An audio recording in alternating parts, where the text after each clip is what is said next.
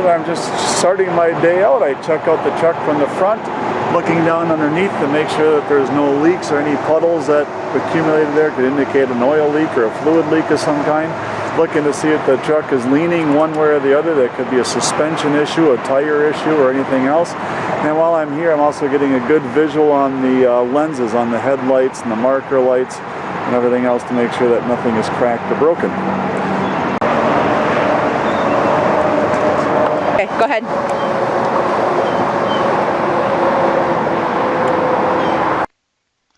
Starting from the top, I am checking out the marker lights to make sure that they are on and the proper color.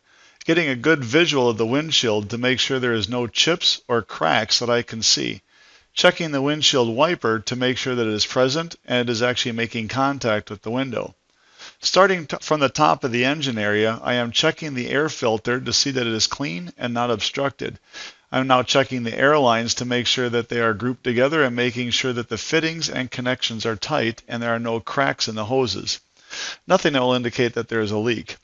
Looking at the steering arm, making sure that there is any excess play. Looking at the power steering pump and the air compressor to the fuel pump to make sure there are no leaks. Looking for any indication that there is a fluid leak or an air leak, any of the components. Taking a look at the water pump and the hoses leading to it. Looking for any cracks or water leaking or fluids coming from it. Power steering pump and the power steering reservoir to make sure that it is full.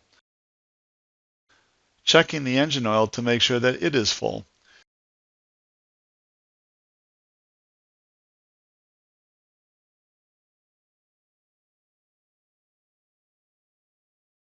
Checking the coolant cap to make sure that it is tight, and also checking the coolant levels to make sure that they are at the proper level.